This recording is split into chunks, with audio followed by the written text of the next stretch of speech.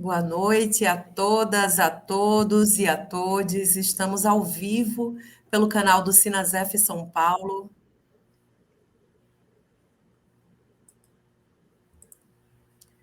Eu sou Bárbara Nascimento, jornalista do sindicato, e a gente tem o prazer hoje de continuar a nossa conversa sobre os impactos do arcabouço fiscal no serviço público. Para o debate de hoje, a gente recebe dois convidados especiais, o Márcio Potman, que é um dos principais economistas do nosso país, e também o deputado federal Lindenberg Farias.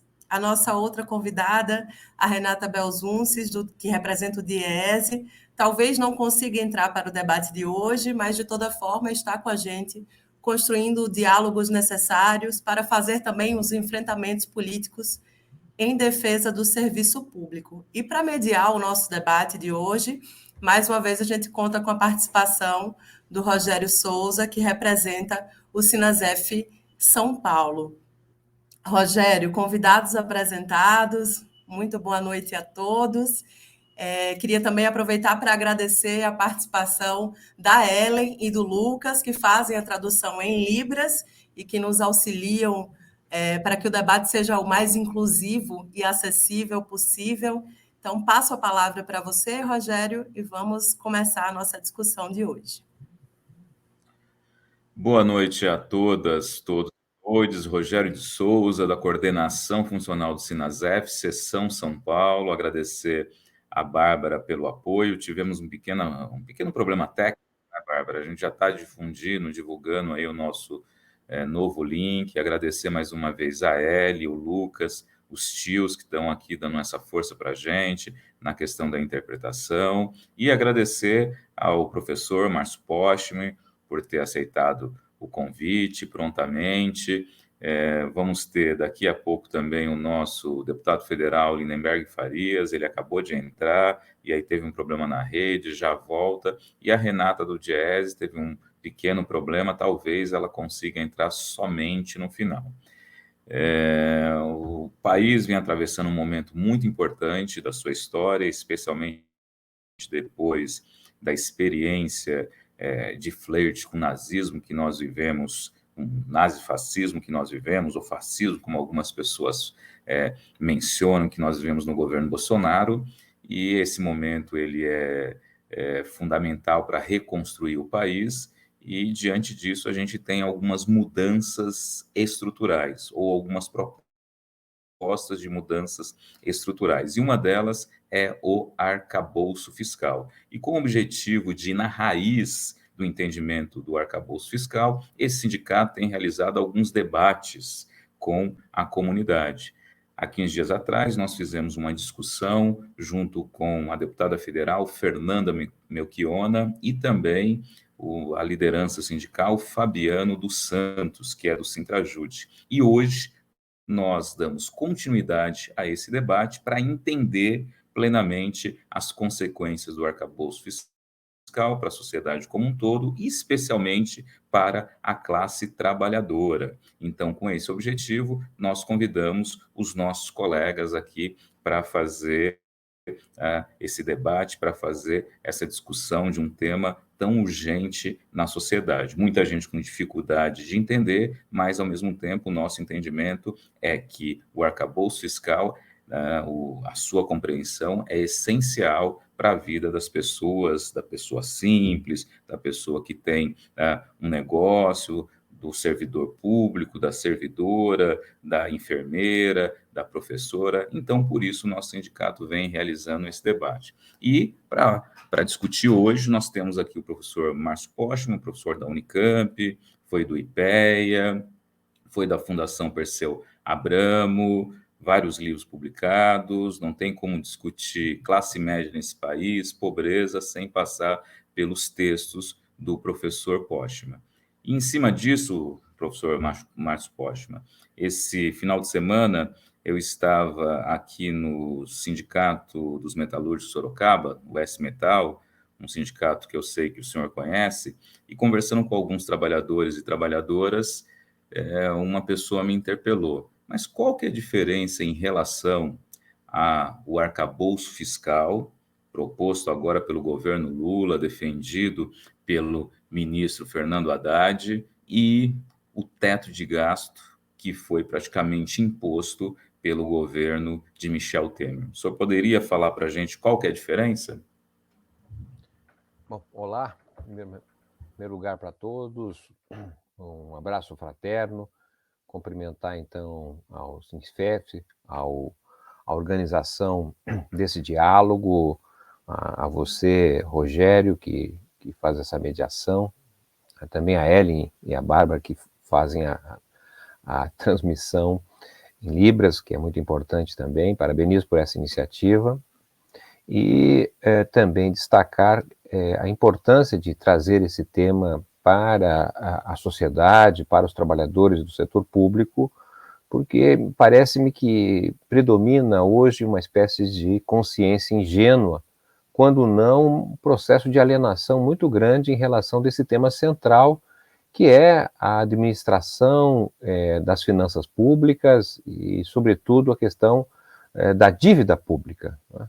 Houve até um certo debate, talvez até superficial, mas enfim, quando o governo do presidente Lula enviou o projeto, mas após a aprovação que ocorreu na Câmara, ele está ainda, está sendo analisado e possivelmente vai ser votado no Senado, praticamente desapareceu o debate, e sobretudo porque o resultado da aprovação na Câmara me parece que tornou ainda mais complexa a questão da administração pública, do ponto de vista das responsabilidades que tem um governo como o do presidente Lula em relação à sociedade, especialmente os segmentos mais empobrecidos. Sobre o seu questionamento, quais seriam as diferenças em relação ao teto de gastos que foi estabelecido justamente, quase que imediatamente, a mudança que ocorreu em 2016, né, quando foi a presidenta Dilma impedida e ascendeu, então, pelo processo de impeachment, o seu vice-presidente Temer, nós tivemos ali, eu entendo, uma inflexão na trajetória do ciclo político da nova república, tomando como referência a transição da ditadura a partir de 1985 para cá, né? Havia, digamos ali, uma trajetória de presidencialismo de coalizão, porque os presidentes que eram eleitos, eles, de certa maneira, não tinham uma base parlamentar suficiente para fazer com que os seus projetos pudessem ser aprovados na Câmara. Então, isso levou à ideia de coalizão presidencial, porque havia uma espécie de agregação de partidos, de representantes que não estavam, durante a campanha eleitoral, no lado do presidente ou da presidenta que tornou-se vitoriosa. Então, esse tipo de manejo, do ponto de vista da administração pública, ocorreu, me parece, até o ano de 2016, quando, então, o impedimento da presidenta Dilma, se pode entender, inclusive, como um golpe parlamentar, ele levou a 3 mudanças bruscas, né? A primeira está relacionado à relação que tinha a Petrobras, que vinha dos governos anteriores, com seu compromisso em torno da definição do preço do petróleo compatível com uma espécie de estabilidade dos combustíveis, né? Houve uma mudança, um processo de privatização da Petrobras, etc., e isso foi quase que imediatamente feito assim que o presidente Temer assumiu, então, a continuidade do mandato, né? Então, isso foi uma certa espécie de resposta, reação ao capital estrangeiro. Nós tivemos uma segunda mudança que está relacionado ao rebaixamento do custo de reprodução da força de trabalho, o rebaixamento das condições de trabalho, de salários. Isso ficou muito evidente logo na aprovação da Lei Geral da Terceirização, né, que tornou a terceirização hoje possível em qualquer etapa da atividade laboral. Antes havia uma certa resistência em atividades finalísticas, agora isso não existe mais. E a própria aprovação de 2 reformas, talvez são mais deformas, porque deformaram a legislação social e trabalhista, e também no caso previdenciário, né? E, por fim, nós temos esse elemento que está relacionado ao chamado teto de gastos, que me parece que foi, de certa maneira, uma medida para não ser cumprida, mas, na verdade, submeter o Poder Executivo ao Legislativo. E aí que me parece começar, então, essa inflexão do que era anteriormente presidencialismo de coalizão para um parlamentarismo sem partidos, que é uma coisa bem brasileira, embora não seja explícito esse regime de governo, mas é um parlamentarismo porque passou, na verdade, o comando estar no Legislativo e não mais no Executivo. Né? Não são mais os ministros importantes, mas sim os deputados e senadores que comandam as emendas, ou até mesmo o orçamento secreto, como nós anteriormente havíamos visto. Né? Ou seja, há uma mudança no Legislativo que ele não é mais a ideia inicial de representação dos anseios da população, mas, na verdade, os parlamentares se transformaram em gestores públicos, pois eles passam a ter acesso a uma parcela do orçamento e aplicá-la, então, em conformidade com seus interesses, em geral, territoriais, né, uma espécie de distritos eleitorais que vão se conformando pela aplicação desses recursos geridos pelos parlamentares, senadores e deputados federais. Bom, então, o teto de gastos, que de certa maneira foi descumprido tanto por Temer e, sobretudo, por o presidente Bolsonaro, não é? Ele foi, na verdade, passível de ser descumprido porque ele foi autorizado, sempre autorizado pelo parlamento, uma vez que esse teto de gasto ele estava inscrito na Constituição. Então, esse é o primeiro aspecto que nós devemos considerar. Um teto de gastos, ou seja, não se pode gastar mais do que o gasto do ano anterior, desde que corrigido apenas pela inflação. Independente de haver demandas necessárias, ele, em tese, não poderia ser viabilizar o gasto orçamentário superior a isto. E por 20 anos nós teríamos esta definição. Então, e ao mesmo tempo, a restrição do gasto, o gasto basicamente operacional, né? O gasto não financeiro, porque o teto de gastos não estabelecia limites ao gasto financeiro. Tanto é que nós continuamos transferindo parcela importante do orçamento brasileiro, cerca de 7% do PIB, para os beneficiados, os credores da dívida, através de pagamentos de juros e serviços da dívida. Então, esse me parece um ponto central que levou, digamos, o presidente Lula, logo que eleito, a abrir uma discussão com o parlamento anterior, né, porque foi, de certa maneira, modificado a partir de 1º de fevereiro deste ano, 2023, mas já em dezembro houve um acordo do presidente, ainda que não havia tomado posse, o presidente Lula, para que houvesse, na verdade, uma mudança nesse teto de gastos que deixaria de ser constitucional para ser definido por legislação ordinária. Esse foi um passo importante que se deu a partir da aprovação de uma emenda constitucional, chamada Emenda Constitucional da Transição, que também permitiu que se evitasse, através desta emenda, o contrato de uma recessão que estava em curso, porque a proposta orçamentária enviada pelo presidente Bolsonaro era uma proposta que encolhia o gasto público do ano 2023 em 150 bilhões de reais, quando comparado ao que havia sido gasto em 2022. Então, obviamente, com menor gasto público, possivelmente nós teríamos um efeito recessivo, até porque o último trimestre do ano passado, segundo o IBGE, houve uma queda do Produto Interno Bruto brasileiro. Né? Então, já estávamos imaginando que poderíamos ter o primeiro trimestre deste ano já negativo, não fosse as medidas tomadas então, pelo presidente Lula antes de tomar posse, de forma inédita, numa transição muito complicada com o governo Bolsonaro. Então, esse é o primeiro ponto, e isto estabeleceu que teríamos, então, até agosto para definir novas regras fiscais. Né?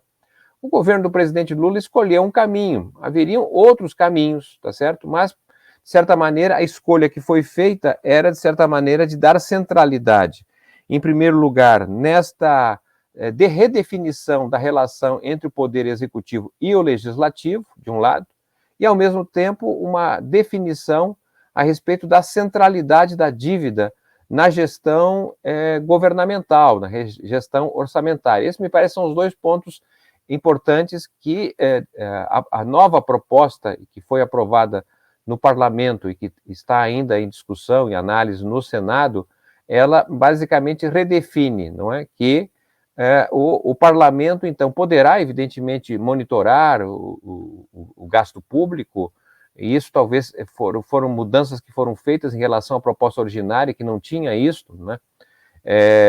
Mas estabeleceu, de certa maneira, uma flexibilidade que deixou, então, de fora do teto anterior os recursos para a Bolsa Família, o recurso para o salário mínimo. O restante, tudo isso está estabelecido por um teto que não é mais aquele que é corrigido pela inflação passada, mas sim pela variação da arrecadação, né? Então, é uma segunda mudança em relação ao que tínhamos anteriormente. Não é constitucional, é uma lei ordinária, portanto, não precisa de 2/3 do parlamento para ser modificada, né? É uma lei de maioria simples e, portanto, dá maior facilidade ao governo, caso exija a necessidade de mudar esses limites que estão sendo estabelecidos pelas novas regras, né?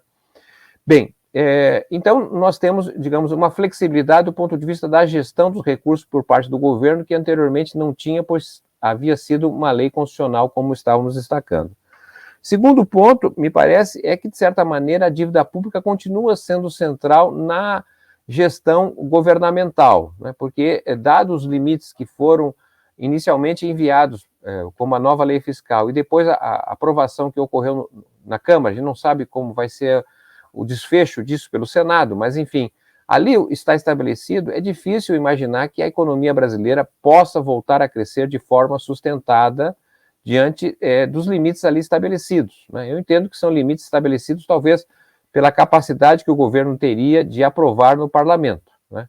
Entendo, inclusive, aqui faço um parênteses, da importância da mobilização dos trabalhadores, do sindicato, não somente do setor público, porque se houver pressão, evidentemente que pode haver mudanças no Senado, não é? Ou até mesmo, uma vez aprovado, mudanças na própria lei ordinária.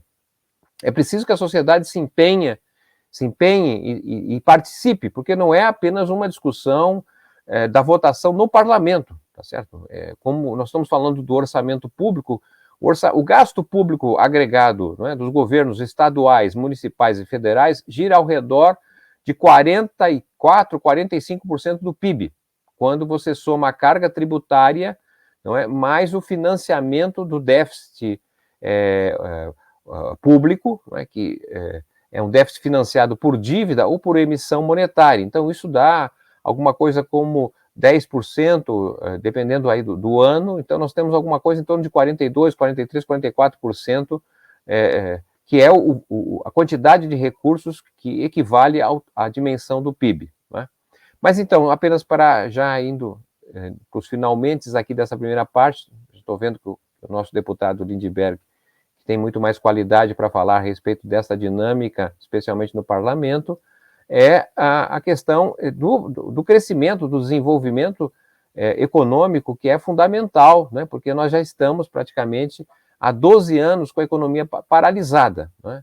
E esse período da economia paralisada no Brasil, que gerou uma massa de pobres, desempregados, né, esfomeados, como nós temos, também fez com que houvesse uma alteração profunda na administração pública no Brasil, né? Eu aqui tomei dados que me parecem interessantes apenas para chamar a atenção para a velocidade da mudança do emprego na administração pública, federal, municipal e estadual, apenas do período da pandemia, de 2020 para cá, né?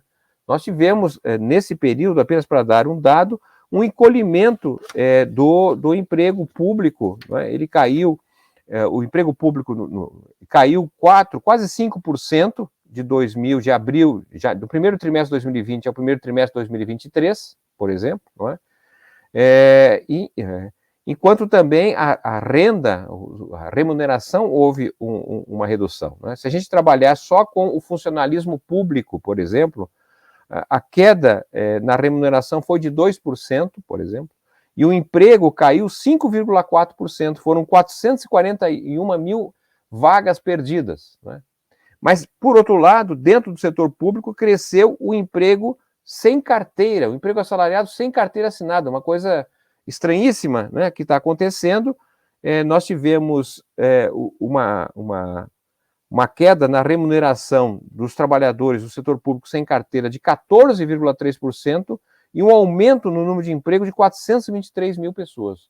Então, obviamente, está havendo uma modificação profunda no Estado, no setor público, que me parece fundamental entender. E, obviamente, a volta do crescimento, uma reorganização da administração pública, que faz parte da perspectiva do governo do presidente Lula, não é, exigirá, na verdade, algo que estará, a meu juízo, né, extra-orçamentário, né, que pressupõe articular investimentos a partir de recursos externos, recursos privados nacionais, né, e, ao mesmo tempo, também recursos que o próprio Estado tem, como as reservas externas, entre outras possibilidades, né. Então, penso que a questão do desenvolvimento, que é fundamental, ela deve possivelmente ser encontrada fora das regras fiscais, que elas seguem, de certa maneira, muito difíceis para um país que tem tanta demanda, tanta necessidade. Eu fico por aqui, damos sequência depois. Obrigado, professor Márcio.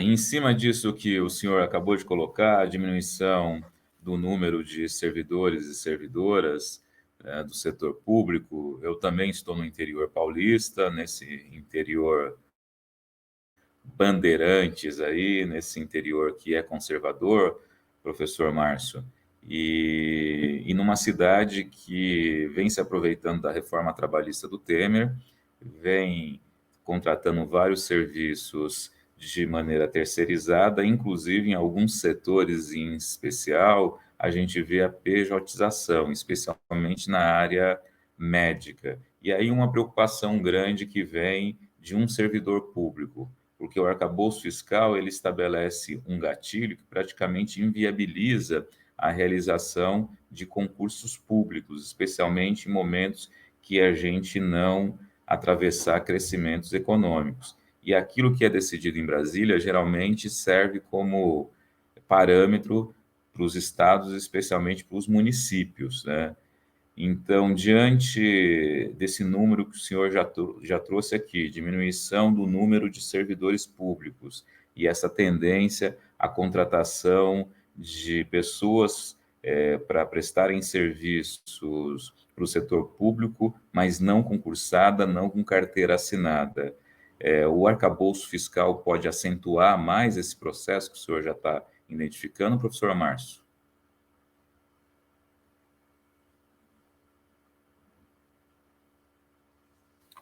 Estava encontrando aqui o pontinho para liberar o microfone.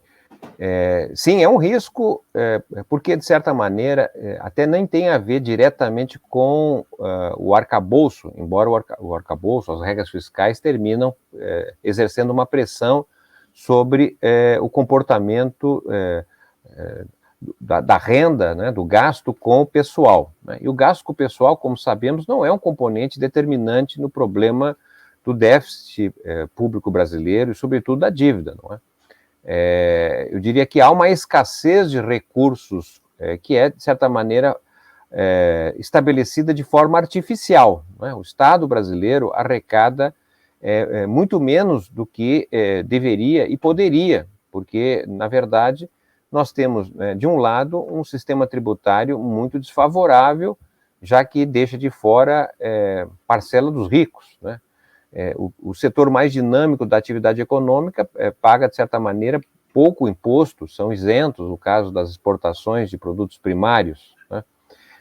Sem falar, obviamente, no custo da própria dívida que decorre da elevada taxa de juros, né, que o Banco Central impõe ao país. Isso tem problemas sérios para a atividade econômica, de maneira geral.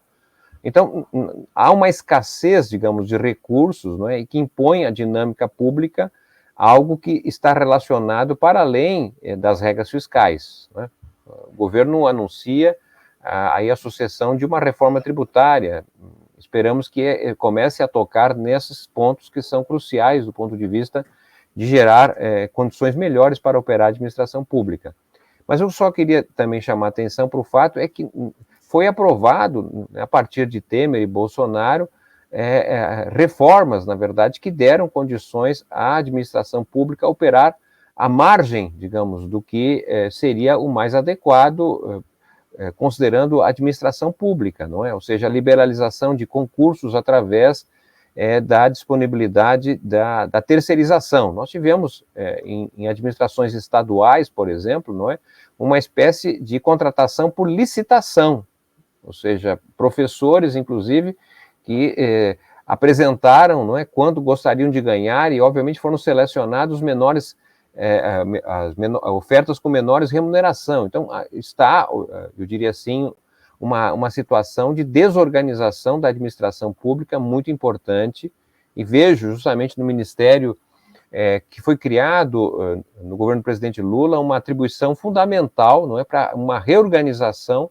da administração pública, não apenas federal, mas obviamente isso com impactos nos estados e municípios. Então, o que nós estamos vendo hoje, não é, e nós estamos falando aqui de dados agregados, né, dados gerais, num país que tem praticamente 49% das ocupações vinculadas ao setor tipicamente capitalista, que opera segundo regras de lucro, não é, só funciona se tiver lucro, nós temos cerca de 11% da ocupação que é a administração pública, que não opera segundo lucro, e nós temos alguma coisa como 40% dos ocupados no Brasil que estão em atividades de subsistência, ou chamada economia popular, não é? Que não funciona segundo a regra capitalista do lucro. É claro que o objetivo é ter uma receita maior que a despesa, mas não opera nesse sentido. Então, é fundamental, portanto, que tenhamos uma mudança na legislação, especialmente do Estado brasileiro, porque nós estamos falando de uma parcela importante dos ocupados, da renda e, sobretudo, dos serviços públicos, que sem remuneração adequada, né, sem condições adequadas de trabalho, fica muito difícil oferecer serviços de qualidade. Temos na administração pública brasileira, eu disse, verdadeiros heróis, né, como foi o combate na pandemia pela saúde, com tantas dificuldades, os professores, a segurança pública, enfim, uma variedade de ocupações que são essenciais no Brasil, e me parece fundamental também reconhecer os direitos que eles têm, que devem ter, como remuneração e condições de trabalho melhores. Obrigado, professor. E envolvendo aqui o deputado federal Lindenberg Faria no nosso bate-papo, tá, sobre o arcabouço fiscal, o Márcio, ele falou aqui do Congresso, mais especificamente o parlamentarismo sem partidos, né? Alguns também, uma outra linha, chamam de semipresidencialismo. E aí, deputado federal, quando a gente pega o arcabouço fiscal e também a discussão em torno dele, percebe-se que ele pressupõe uma melhora da arrecadação por meio de combate a gargalos e desvios e aprovação da reforma tributária, como o Márcio colocou aqui. É isso que vai transformar, segundo os defensores, um sistema de arrecadação mais eficiente. Mas muitas dessas medidas vão ter que passar pelo Congresso. E o senhor que está aí no Congresso, o Congresso com essa composição atual, refratário a várias medidas que beneficiam a população brasileira, será que vai aprovar ações que favoreçam, de fato, o povo brasileiro, deputado? Rogério, primeiro agradecer você e do Sinasef por esse convite. Quero dizer que é um prazer estar aqui falando depois do Márcio Postman. Eu sou um admirador do Márcio Postman. Eu não sou economista como ele, não tenho a profundidade. Eu sou um homem que estou aqui na luta prática do dia a dia, viu, Márcio? E antes de entrar na tua pergunta, Rogério, deixa eu te falar o seguinte. Olha, não tem nada mais importante para mim do que esse governo do Lula dar certo. Isso aqui é fundamental para a gente reestabelecer a democracia nesse país. Tem uma extrema-direita que está aí. Eu começo discutindo isso. A minha preocupação com esse arcabouço desde o começo é porque está muito claro para vocês que estão vendo aí que tem uma situação aqui muito delicada politicamente. Minha preocupação é tentarem aprisionar o governo do presidente Lula, amarrar o governo do presidente Lula. Porque a gente sabe que se a economia não crescer com força, nós podemos ter problemas com popularidade. E aqui tem um clima muito duro, difícil. O Márcio falou aqui, o termo que a gente tem usado aqui é que eles querem construir um semipresidencialismo na prática. Se o nosso governo E o Lula tem que ter popularidade no seu governo, para isso a economia tem que crescer, senão eles podem, o sonho do Lira sempre foi construir o semipresidencialismo de fato, com emenda constitucional. Eu falo tudo isso para dizer o seguinte, para mim a pauta central do governo tem que ser crescimento econômico e geração de emprego. Se você me perguntar, Márcio, foi correto antecipar esse debate do arcabouço fiscal? Eu acho que foi um erro completo. Nós tínhamos até 31 de agosto para mandar uma proposta para esse Congresso. Já dava para imaginar que esse Congresso pioraria a proposta do governo. E aqui tem uma armadilha para o presidente Lula, porque o Lula assume sem o Banco Central, o que é uma loucura, né? Nós temos um presidente eleito com a votação que Lula teve e ele não tem a administração do Banco Central. Política econômica, nós estamos falando de política monetária e cambial, que está com o Banco Central, e política fiscal, que é o que está nas mãos do nosso governo, né?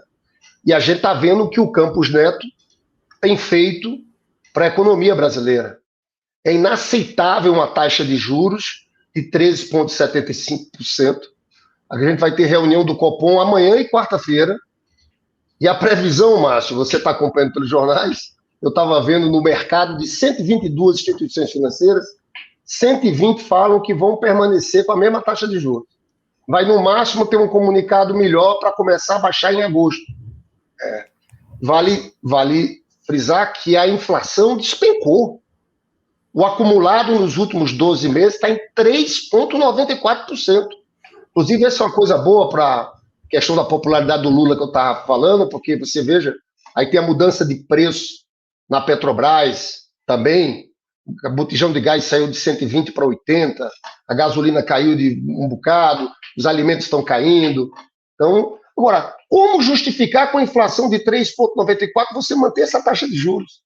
Eu vou estar aqui quarta-feira, eu coletei assinaturas e sou coordenador de uma frente parlamentar contra juros abusivos.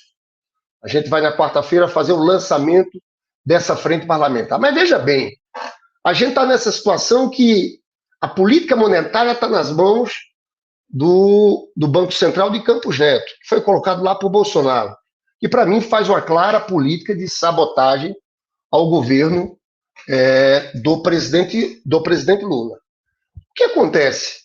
A gente abrir mão da política fiscal como instrumento de alavanca do crescimento econômico, para mim é um grave equívoco. Eu sempre vejo o governo Lula, o acerto do governo Lula. Lula acabou a presidência da República em 2010 com aprovação de 83%, ótimo e bom. Uma aprovação estupenda. Agora, teve um crescimento econômico em 2010 de 7,5%. O que aconteceu ali? Nós tivemos uma crise econômica global de natureza recessiva. E aí, Márcio sabe disso mais do que eu, os números. Sabe o que o governo fez em 2009? O aumento de despesas do governo em 2009 foi 9,5%. Sabe quanto foi em 2010? 16%. A gente fez certo. A gente pisou no acelerador. Aumentamos investimento, gastos sociais, ampliamos universidades, institutos federais.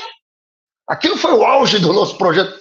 E aquilo deu certo, porque o gasto público, que a gente pode chamar de investimento, o gasto público tem um papel muito grande para ajudar a economia a acelerar, principalmente quando a gente tem momentos de semi-estagnação da economia. A gente não pode se enganar, nós estamos num momento de uma economia estagnada, né? Você veja, a economia cresceu 2,9% nesse último ano do Bolsonaro, que ele fez todo tipo de gastança irresponsável, aí teve tudo aquilo, mas a economia cresceu 2,9%. Mas ela veio caindo. 1,3% no primeiro trimestre, 0,9% no segundo trimestre, 0,3% no terceiro e menos 0,2% no quarto. Esse crescimento do primeiro trimestre aqui de 1,9%, a gente não pode se enganar muito, porque 21% foi agropecuário. A indústria caiu menos 0,1%. E o consumo das famílias, Márcio, que isso que me preocupa, cresceu só 1,5%. Cresceu pouco. Gasto do governo. Então, veja, Nós temos uma economia que está numa situação assim. Então, esse arcabouço, do jeito que foi construído, é um arcabouço muito rígido, que pode nos levar a uma situação orçamentária muito difícil. O Lula está para lançar o PAC. O PAC de Lula e da Dilma naquele período, Márcio, foi de algo em torno de 300 bi. Esse agora estão falando de 70 bi. É um paquinho. E mais, infelizmente, e mais grave, é que isso aqui se dá num contexto que a gente cedeu muito, os negociadores aqui cederam muito. E uma coisa boa, tinha algumas coisas boas na proposta do arcabouço. Ele tirava a criminalização, que acabou tirando do jeito que era antes, mas principalmente acabava com o contingenciamento bimestral obrigatório. O que é isso, você que está nos assistindo? Tinha uma regra da LRF que diz o seguinte, olha, se você coloca uma meta do resultado primário, esse é outro ponto que eu quero abordar, tal, se chegar em fevereiro e não bater a entrada de receitas, você tem que cortar na boca do caixa. Isso é um corte burro, isso paralisa obras públicas, paralisa tudo. Eles colocaram isso de volta no projeto. Eu já imaginava, quando eu vi o arcabouço conversando com a pessoa, Márcio, que disse para mim, olha, mas tem uma coisa genial, nós tiramos o contingenciamento. Eu olhei para ela e disse, não é preciso ser muito esperto para perceber que vai ser a primeira coisa que eles vão colocar de volta. Era o contingenciamento. E aqui é onde entra a minha preocupação, né? Tem vários problemas no teto. Eu quero depois falar dos gatilhos, da questão dos servidores, que eu acho que é outra questão muito, muito, muito grave. Veja, associado a todo o debate do arcabouço, veio o anúncio, que vai vir na LDO, das metas de resultado primário que o governo vai oferecer para esse próximo período. Nós vamos ter esse ano algo de déficit primário, alguma coisa em torno de 136 bi negativos, né? A única saída para a gente não estourar e não entrar nos gatilhos, viu, Rogério? Eu quero chamar a atenção, para não prejudicar os servidores, não parar tudo do governo, para mim, é mexer na meta do resultado primário. O compromisso nosso para o próximo ano, que o Haddad apresentou, é de zerar o déficit primário. No outro ano, crescer 0,5% e depois 1%. Zerar o déficit primário, aqui para nós, ou vamos ter um aumento de receita de 130, 140 bi, né? Esse 120, 130, 140 bi. Se não tiver isso, nós vamos ter que ir para o corte de despesas, né? Vamos ter que ir para o corte de despesas. Porque tentaram vender uma história que nós íamos fazer um ajuste só pelo lado da receita. Mas do jeito que está o arcabouço, nós podemos ter já em fevereiro um contingenciamento muito duro, na minha avaliação. Foi aprovada uma regra eu diria que essa é a melhor coisa que foi aprovada, que é o seguinte, que o contingenciamento só pode acontecer em 25% das despesas discricionárias. Então isso, na minha avaliação, nós poderíamos ter um contingenciamento se não fosse isso muito maior. Mas eu tenho uma avaliação aqui, que se a meta do resultado primário for 0, nós podemos ter um contingenciamento grande já a partir de fevereiro.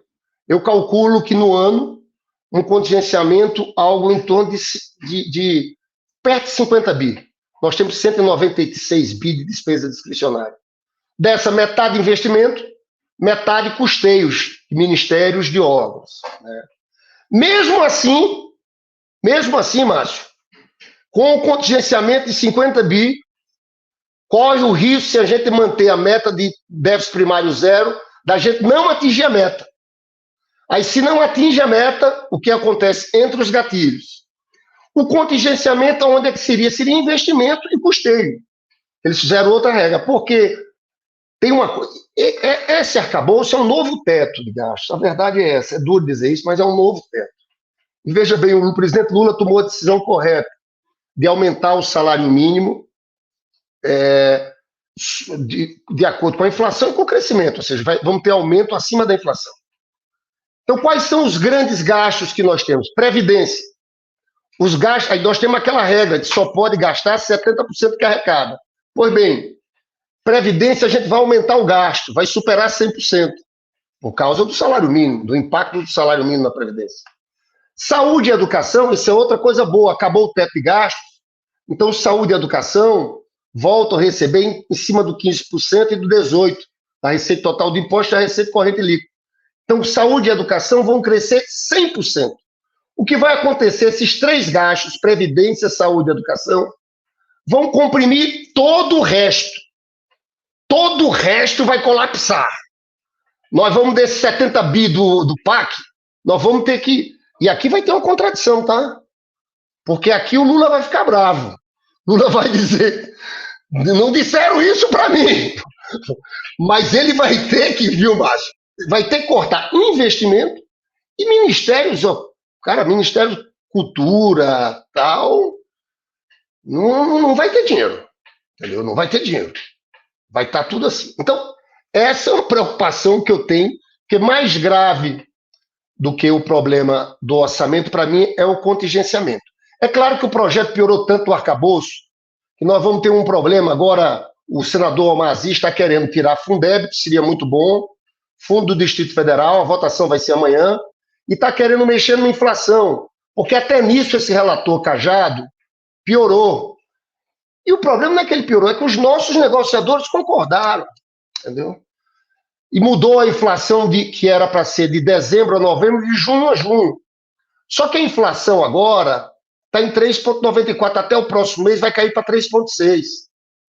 E a inflação do ano vai para 5. Então, nós vamos ter que elaborar a peça orçamentária em cima dessa inflação menor, Márcio. É claro que ele permitiu depois, mas é uma desorganização. O governo pode apresentar um crédito para repor essa inflação lá para maio. Mas isso é uma confusão, entendeu? Então veja, nós estamos nessa situação. Vocês percebem que o meu debate aqui é um debate mais político do que qualquer coisa. Eu não consigo entender como é que depois que a farra que o Bolsonaro fez esse ano, a gente entra e se impõe uma autoamarra dessa para o governo do presidente Lula. Cara, o Lula cresceu a média de crescimento das despesas. Eu falei de 2009, 2010, do governo Lula, dos dois governos. Crescimento de despesas foi 5,2% de crescimento. Agora a gente tem 2,5% de máximo. A gente tem esse limite de 70% do que é arrecadado. Você gastar 70% do que arrecada, isso a médio prazo, isso é diminuição do tamanho do Estado. Se essa regra existisse em 2002, tem um estudo do Decaixa aqui, tem outro do João Sixu, que fala, cara, nós não teríamos feito o que a gente fez, de universidades, de institutos federais. A soma do Decaixa aqui é que nesses 20 anos a gente teria perdido 8,8 tri. A do João Sixu chega a falar em 10 tri. Nós não teríamos, era outro governo.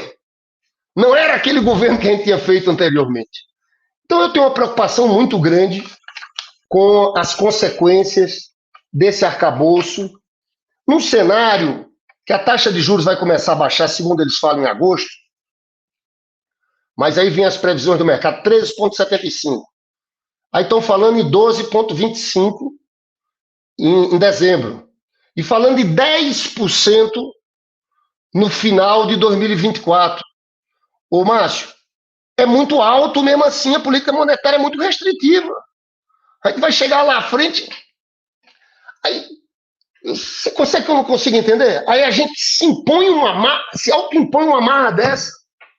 Entendeu? Esse teto de gasto, que era pior, e a gente sabe que isso, estava desmoralizado. A gente não tinha porque...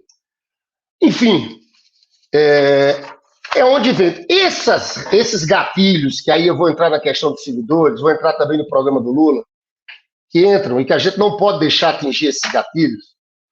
E a forma de não atingir esses gatilhos, qual é? É a gente atingir o resultado primário em 2024, ou mudar o resultado primário. Você sabe que o próprio mercado, Postman, ele calcula um déficit primário no próximo ano de menos 0,8. Se o mercado fala que é menos 0,8, por que nós vamos dizer que é zero? Porque se a gente mudasse o resultado primário, a gente não chegaria nos gatilhos, né? Qual a minha preocupação? Esses gatilhos aqui, eu já conhecia esses gatilhos de antes. Isso aqui é o seguinte, isso aqui tem um deputado, que é o Pedro Paulo, que é lá do Rio de Janeiro, que naquela emenda constitucional 109, ele foi o relator, ele já tinha trabalhado esses gatilhos. Esses gatilhos estão na Constituição, no artigo 167A. Aí tem um cálculo de receita e despesa, 95%, Márcio, que é uma coisa que eu não quero entrar aqui. E ele tinha feito um PLP alternativo ao arcabouço do governo, e isso estava lá, né? E isso acabou entrando, como está no 167A, no projeto do Cláudio Cajado. Isso aqui, para mim, é um desastre. É um desastre, sabe por quê? Eu não estou falando aqui só maior respeito pelos servidores. Eu fui vereador do Rio, tenho uma relação com os servidores municipais, historicamente nacional, mas eu quero falar uma coisa para vocês. Isso aqui, esse ataque aos servidores, é um ataque ao programa do governo do Lula. Né? Se a gente não atinge a meta no primeiro ano, você fica impedido no primeiro ano. Criação de cargos, emprego, função que implica aumento de despesa.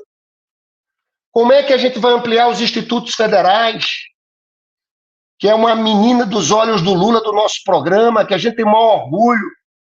A gente pegou esse Brasil com 140 escolas técnicas, hoje tem mais de 700 institutos federais, que são escolas técnicas, com cursos superiores também. Como é que a gente vai ampliar as universidades públicas, que também foi outro feito que o Lula tem o maior orgulho? Estão nos travando esses gatilhos aqui, alteração de estrutura de carreira que implica aumento de despesa, criação de despesa obrigatória. Nós vamos ter que... Medida que implique reajuste de despesa obrigatória acima da variação da inflação. O salário mínimo, a gente conseguiu que ficasse fora. Mas aqui, Bolsa Família, tudo bem. Se tivesse que aumentar, não pode. Né? Aí as outras, no segundo ano, congelamento, aumentos, reajustes, irão despesa, congelamento de salário, deixa eu te contar. Isso aconteceu na pandemia. Esse mesmo Pedro Paulo, na pandemia, teve um PLC 173, que era aquele que organizava a ajuda da União para estados e municípios. Né? Não tinha nada a ver com isso. Esse mesmo Pedro Paulo colocou esse congelamento dos servidores públicos de todo o Brasil. Municípios e estados fizeram isso lá atrás. Né? Lá no Rio de Janeiro, o Marcos, atende aqui, é da CNN aqui, para ver se for algum debate amanhã, pode me interessar. Então, veja, eu acho isso aqui um despropósito. Né?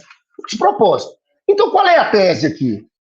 Que eu vejo, gente, quando eu converso aqui do governo, diz, não vai acontecer gatilho. Não vai acontecer gatilho.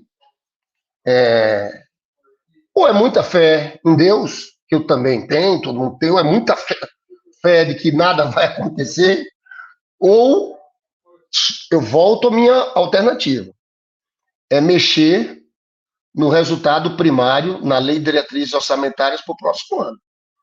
Eu só vejo uma saída para a gente nesse arcabouço. É ir construindo, Márcio, que olha, deu problema, os números não estão batendo. Eu espero que seja isso. Porque senão é uma tragédia anunciada, vão travar nosso governo. E se a gente não atinge, se a gente não, no ano, não cumpre as regras, você cai para 50%, só pode gastar 50% que é arrecadado. Estão nos travando, estão nos amarrando. Eu espero que exista muita inteligência por trás disso, viu, Márcio? Eu espero que seja, porque eu fico impressionado. Talvez tenha uma mudança de estratégia. Alguns, não o Lula, o discurso do Lula é o mesmo, mas talvez por alguns tenha na cabeça uma situação que a gente pode crescer com menos investimento público, crescer, quem sabe, pelo lado da oferta, por PPPs, talvez seja isso. Né? Eu considero um equívoco total e eu faço isso sendo daqueles que que lutaram muito contra o impeachment, contra o golpe contra Dilma. Sou fiel ao Lula a vida inteira, estou aqui. Eu faço esse debate porque tem hora que a gente tem que fazer o debate crítico, que não é só defender o governo, defender Lula, não é só concordar com alguns, com o que vem do governo. Você tem que, em determinado momento, discordar. Como o Márcio, a gente viveu aquele negócio do Levi, Márcio, ali, aqueles equívocos todos. Então não me impeço nessa altura dos acontecimentos só para dizer assim, não, eu quero brigar desesperadamente para que esse governo dê certo, para que o Lula tem que dar certo. Porque se o Lula não der certo, vocês são servidores, teve muita gente entre servidores que caiu na história do Bolsonaro, e a gente viu o que aconteceu, né? Voltaram àquela mesma política de congelamento, que já tinha acontecido com o Fernando Henrique Cardoso, que já tinha acontecido com o Temer, e que foi o contrário do que nós fizemos. Eu estou defendendo aqui a herança do que a gente fez do nosso governo. Por isso, esse texto aqui, tudo isso aqui, eu acho um equívoco completo. Acho que eu vou falar o lado otimista, acho que vai aparecer contradições. Porque o Lula não vai aceitar ter contingenciamento. Eu estou falando a verdade. O Lula, eu digo uma coisa de alto e bom som, mas o Lula não vai aceitar fazer esses gatilhos. Não vai. E aí nós vamos ter contradições. Aí vamos ter que ver como é que soluciona aqui no Congresso, como é que faz. Mas, enfim, essa é a minha posição. Eu debati de forma muito apaixonada isso aqui, tentando reduzir danos, mas infelizmente, eu acho que a gente está aprovando uma das leis de austeridade fiscal mais rígidas do mundo, tá? Eu não tenho conhecimento de ter uma coisa tão rígida. É melhor do que o teto? Não é emenda constitucional, é melhor do que o teto. É mais do que a inflação? Mas um pouco mais, né? Então é isso, pessoal. Essa é a minha posição. Obrigado, Lindenberg. Valeu. Não, vai lá, tranquilo. Fala sobre o Congresso também. Você falou da reforma tributária. Olha, eu creio que para aumentar a arrecadação no próximo ano não é essa reforma tributária. Aí são medidas pontuais, tem algumas que já conseguimos no STJ, no Supremo. Teve uma sobre a base de cálculo do ICMS, que a gente conseguiu no STJ, mas não é a quantidade que falavam, chegava a falar 90 bi. 90 bi é o estoque, macho. Vai ser parcelado. Teve uma decisão do STF sobre os bancos, que também é boa. São esses cálculos aqui, né? Tá mais fácil conseguir na justiça do que aqui dentro do Congresso. Aqui qualquer coisa. Aqui tem uma maluquice, vai ser votada quarta-feira a questão do CARF, que pode ser importante. Mas esse CARF, do jeito que existe no Brasil, isso aqui é uma sonegação. Aqui é muito difícil combater sonegação. Eles conseguem, através desse CARF, protelar por 9 anos em média, Márcio. Aí depois que vai para a justiça. Então o país é um país de distorções tributárias, de privilégios tributários, que acaba premiando muito a sonegação, né? Mas não creio que é na proposta de reforma que são mais medidas pontuais para bater no próximo ano. Reforma tributária vai ser uma coisa que vai ter impacto de médio e longo prazo. Valeu! Lindenberg, em cima disso que você colocou aqui, a gente pega o teto dos gastos, o OPEC do fim do mundo, a gente percebe que o Temer já não cumpriu, o Bolsonaro ele descumpriu em quase 700 bilhões, e como você colocou aqui, dificilmente nós vamos conseguir cumprir o arcabouço fiscal, que é mais flexível que o teto, mas tem vários problemas. E aí uma pergunta que eu faço, tá pensando aí até naquilo que não é verbalizado, né? Até pegando um pouco aí a ideia da alegoria da caverna. Será que por trás disso não está uma flexibilização de regras fiscais, sabendo que dificilmente a gente vai conseguir cumprir qualquer forma de limitação de gastos públicos, até porque quando a gente pega os gastos públicos, de 2015 para cá, a gente tem uma redução significativa. O professor Márcio trouxe dados recentes, a gente tem uma diminuição do servidor, dos servidores públicos. E diferente daquilo que essa imprensa tenta passar, nós não temos uma grande quantidade de servidores públicos. E mesmo entre os servidores federais, que são vistos como aqueles que ganham bem, Tá? Quase 70% dos nossos servidores não ganham 4 salários mínimos. E nós pegamos a média de formação desse grupo, é tudo média de ensino superior. Então, quando você compara com a iniciativa privada, quem na iniciativa privada tem ensino superior ganha acima disso. Então, será que é um arcabouço fiscal desenhado para não ser cumprido devido a esse passivo que nós temos no país de riqueza, porém muita desigualdade social e pouco investimento no serviço público? Cara, essa pergunta sua é ótima, Rogério. Ninguém me fez essa pergunta. E eu creio que você está certo em relação ao texto original do arcabouço, Márcio. Tem uma sabedoria ali, entendeu? Tem uma certa... Porque o texto original do arcabouço era o seguinte: você tinha acabado com o contingenciamento obrigatório. Se você não cumprisse meta, o que você tinha que fazer era mandar uma carta parecida com a carta que o presidente do Banco Central manda. Então tinha assim, ó, vamos aqui e vamos pelo lado da receita. Só que o Congresso apertou, arrochou. Tem um jogo de esperteza, sempre é um perigo. Então, se foi essa que você falou, o jogo de esperteza, o problema é que os caras aqui apertaram, né? Nós temos que apertaram completamente, e pior que teve consentimento dos nossos articuladores. Eu não coloco todo mundo, mas teve um consentimento nosso ali, né? Eles apertaram muito. E aqui tem sempre a dificuldade. Como é que desfaz isso sem criar uma crise no mercado? Juro, aí, entendeu? Mas eu não tenho dúvidas que a sua pergunta é uma pergunta muito boa e que talvez a ideia original fosse essa. Vamos tentar, se não der, a gente vai ajustando. Só que, meu amigo, eles arrocharam para valer aqui, tá? Obrigado. Entra aí, Márcio. Fala aí, Márcio, quero escutar a tua opinião. Em cima dos apontamentos aqui do Lindenberg, o que você teria para falar para a gente, professor Postman? Bom, estamos aproveitando para aprender um pouquinho, porque esse mistério do parlamento brasileiro realmente é muito complexo. E eu acho que eu tinha comentado, até eu gostaria de ouvir a opinião do nosso deputado Lindenberg, porque você que já está nesta esfera da política, não sei se você concordaria que houve também uma mudança no papel do legislativo, né? O legislador hoje, de certa maneira, assume um papel de gestor público, e por isso essa disputa intensa em torno das emendas, até mesmo o orçamento secreto, etc., que vai, criando uma esfera que nós não tínhamos, pelo menos aí da transição da ditadura para a democracia, né? Isso é um componente bastante difícil do ponto de vista de quem assume o poder executivo. Você foi também prefeito, tem esse outro lado de como na verdade, operar um orçamento do lado do poder executivo quando você tem um legislativo disputando como gastar, não é? Me parece que houve um esvaziamento dos ministros, né? Os ministros não têm recurso, depende das emendas, enfim, tornou tudo muito mais complicado.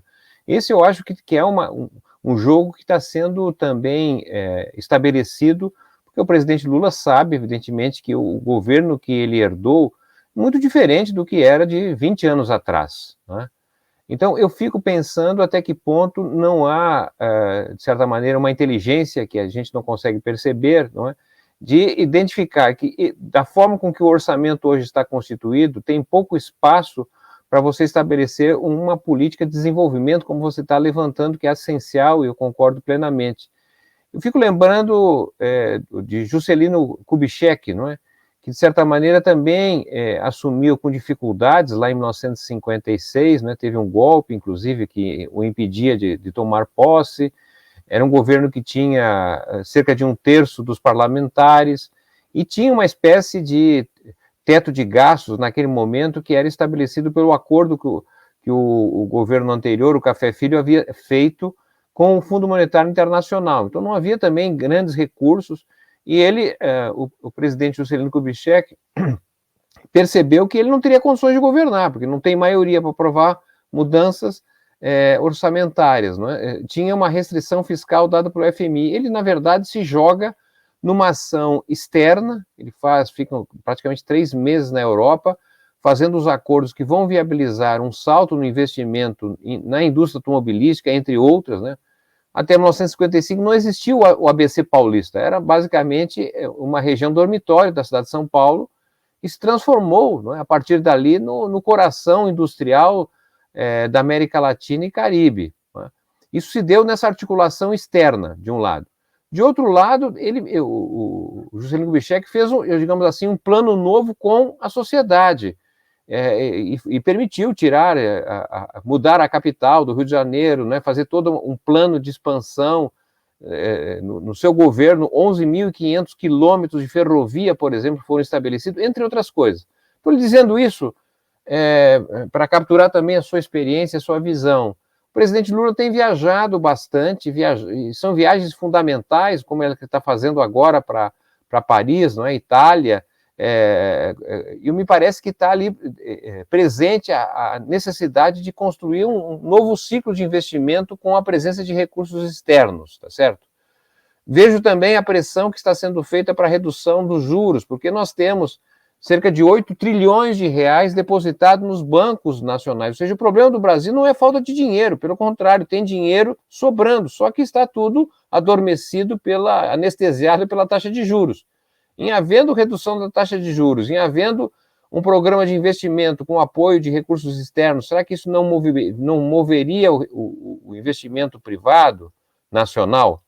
Será que o governo não poderia utilizar uma parte das reservas que estão hoje aplicadas em títulos públicos americanos, né, com uma rentabilidade muito baixa, e até nós temos, me parece, um valor mais do que o necessário? Quer dizer, você tem uma poupança externa que poderia ser levantada. Então, estou lhe perguntando, e ao mesmo tempo ajunto ainda esse movimento que o governo do presidente Lula está fazendo para se apoiar na sociedade civil, né? O conselho que foi recriado, o plano plurianual de debates, me parece que há uma tentativa de mobilizar também no sentido de colocar a sociedade, o movimento social. Aqui mesmo nós estamos nessa live que tem uma instituição importante do sindicalismo que atua na administração pública. Ou seja, é preciso movimentar a sociedade para não ficar prisioneira do parlamento tal como ele se encontra. São mais dúvidas que certezas. E aproveitar que a presença do deputado Gilberto sempre é uma Que autoridade. Dúvidas, Márcio. Você que é o professor aqui, né, Rogério? Sim, sim. É o nosso mestre, a vontade, né, Berg? Ô, Márcio, deixa eu te contar. Aqui, de fato, é um outro parlamento. Eu já tinha sido deputado federal 2 vezes, senador 8 anos. Cheguei aqui a um outro parlamento. Né? Os deputados viraram uma espécie de quase poder executivo. Teve deputado lá do Rio de Janeiro que ganhou 100 e tantos milhões de reais. Você faz obras, entendeu? Você faz obras, você tem um poder grande. Tem um parlamento agigantado, porque o Bolsonaro deu esse espaço, os caras fizeram um orçamento secreto que acabou naqueles termos, mas o valor continua o mesmo. Eu mesmo tinha sido deputado em outros momentos, senador em outros momentos, fiquei impressionado com a quantidade de recursos que eu vou ter, Márcio. Até a gente aqui para mandar, é uma coisa completamente diferente. Né? Então, e você tem um sentimento também, tem Lá no final do governo Bolsonaro, houve já uma espécie de semipresidencialismo na prática. Né? Botar isso na caixinha de novo não é fácil, entendeu? Não é fácil. Esse é um problema. É por isso que eu estava aqui na votação, 2 semanas atrás, teve aquela votação horrível do marco temporal das terras indígenas. Gente, foram 350 votos contra a gente. Tem uma coisa um pouco sob cerco. Aí eu acho que o Márcio acerta muito, que a gente tem que ter sabedoria e a gente tem que ter a gente tem que conseguir mobilizar o povo, a gente tem que acertar numa palavra, a gente tem que ser um governo que tenha mobilização popular. A gente tem que ter povo nas ruas, entendeu? Eu acho que isso, a gente tem que achar o que fazer, qual é a chamada. O Petro na Colômbia, agora tem dificuldades lá também, mas tem um programa de governo muito claro ali sobre a reforma do sistema tributário, investimentos em saúde e tal. Chamou o povo à mobilização. Eu acho que aqui a gente vai, em algum momento, ter que fazer isso para não ficar refém desse Congresso. Entendeu? Tem que ter sabido não deixar essa turma, e o Lula sabe, eu acho que foi bom o Lula entrar na articulação política agora. Nesses 15 dias ele já mudou um pouco o jogo, entendeu? E acho, Márcio, que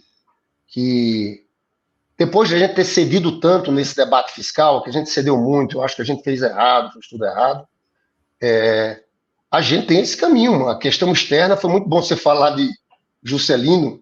Juscelino teve que ter uma atuação preventiva do Marechal Lott para impedir o golpe. Eles diziam que Juscelino não tinha tido maioria absoluta dos votos do país quando não era necessário, né? E eu acho que a questão externa, de fato, o presidente Lula está se movimentando, essa coisa da China, tem que ver o que pode vir para cá, né? E o problema nosso são juros, né? Nós estamos gastando 700 bi de juros por ano, nesse acumulado dos 12 meses, mas também são regras fiscais, que a gente está cheio de dinheiro. Se eu não me engano, são 2 tri, mas que não pode ser gasto pelas regras fiscais aqui que nós temos, né? Talvez você tenha dado uma ótima ideia aí. Quem sabe você pode achar uma saída para fugir das regras fiscais. Não, é um outro dinheiro. Tem que ser. É como constrói essas reservas cambiais que nós temos. Eu não tinha pensado nisso, mas essa pode ser alguma coisa que possa se falar para o presidente para tentar engordar o PAC. Né? Não, esse dinheiro é outro dinheiro. Porque tem que ser assim.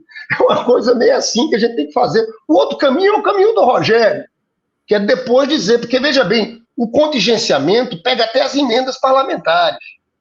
Eu não creio que seja muito popular aqui. Se criar uma situação que vai ter que ter contingenciamento, quem sabe no outro momento não pode dizer, opa, a situação piorou muito, vamos abrir um crédito. Nada impede, entendeu? Que é ir na tese do Rogério, né? É desfazer o que fizeram aí a partir de acontecimentos. É o que nos resta. Eu vejo o Lula muito assertivo, de que quer colocar esse país para crescer, que quer... Eu acho que aqui foi uma condução errada que fizeram, mas, de fato, há de ter outros caminhos, né? Para a gente estimular a economia, fazer investimentos. Eu acho que o Márcio pega 2 caminhos. Essas reservas eu gostei muito de escutar. E essa questão externa, não tenha dúvida, né? Um bom acordo, em especial com a China, né? Com outros países, mas em especial com a China, pode alavancar aqui, sei lá. Nós estamos com de investimento público, Márcio, muito pouco, né? 70 bi esse ano. Você sabe que está no piso, isso foi mantido no piso do arcabouço. Só que o piso não vale nada na execução orçamentária. Execução orçamentária... Caiu o piso, né? Caiu para 65, não? A 65, tudo bem. Mas eu quero dizer que nem isso, porque na hora do piso, pode ter caído para 60, mas na hora da execução orçamentária, isso aí está na LOA. Mas na hora do corte vai pegar investimento. Isso pode cair bastante, entendeu? Eles dividiram a metade, se houver contingenciamento, metade investimento, metade custeio. A sorte foi limitar a 25%, que seria algo em torno de 50 bi. Tá? Pessoal, foi um prazer enorme, Márcio, um prazer estar contigo. Eu vou entrar agora, essa vida aqui eu vou entrar agora numa live, depois ainda tem... Muito obrigado, deputado. Teríamos outras perguntas aqui. Você até trouxe a questão de mobilizar a sociedade por meio dos movimentos sociais. Precisamos também, né, deputado, de pautas populares. Quando a gente coloca pauta aí que o povo não entende, fica difícil a gente mobilizar. Mesmo no governo Bolsonaro, nós tivemos, né, algumas pautas populares, e aí, um exemplo, o Fundeb, o próprio o Bolsa Família, que ele tentou dar aquele nome de auxílio emergencial, nós mobilizamos a população. De repente, colocando ali pautas mais populares, a gente consiga cativar a nossa população e ir para as ruas para pressionar o governo, como o próprio Lula falou, é um governo de frente ampla. A gente tem que puxar para a esquerda, a gente tem que puxar para o nosso lado para garantir os direitos para a classe trabalhadora. Então, muito obrigado mesmo, deputado. Mobilizar com PPA participativo não é muito popular não, viu, Márcio? Não dá para mobilizar. Isso, Valeu. a gente tem que conversar com o nosso companheiro Haddad, que isso não mobiliza ninguém, não, tá? O que mobiliza as pessoas, PAC, mas com dinheiro de fato, Minha Casa Minha Vida, revogar a reforma do ensino médio, que está mais do que nítido aí, que não beneficia, né, o estudante, a estudante, o filho, a filha do trabalhador, trabalhadora. A gente precisa mobilizar com pautas que atinjam, de fato, as pessoas, e com a linguagem mais próxima, como o Lula nos ensinou várias vezes, né? Muitas vezes nós que estamos ali estudando, a gente acaba utilizando alguns termos, algumas frases, algumas expressões que mais afasta a população do que cativa e contribui para mudar a sociedade. Mas obrigado, deputado. Vou aqui para a finalização do nosso querido Márcio Postman, agradecer o Márcio também. Essa tese de parlamentarismo sem partido é muito interessante, inclusive alguns colegas vêm discutindo isso, como, por exemplo, o professor Jairo Nicolau, o Leonardo Avrit, cientista político, Celso Rocha, também da Folha de São Paulo, já vem trazendo alguns elementos que contribuem para essa reflexão, e pegando 2013, né, esses colegas até vêm colocando que 2013, aquele levante também teve como objetivo implodir o presidencialismo de coalizão e estabelecer esse novo modelo, onde a gente tem um presidente, o nosso presidente Lula, mas extremamente refém do Congresso.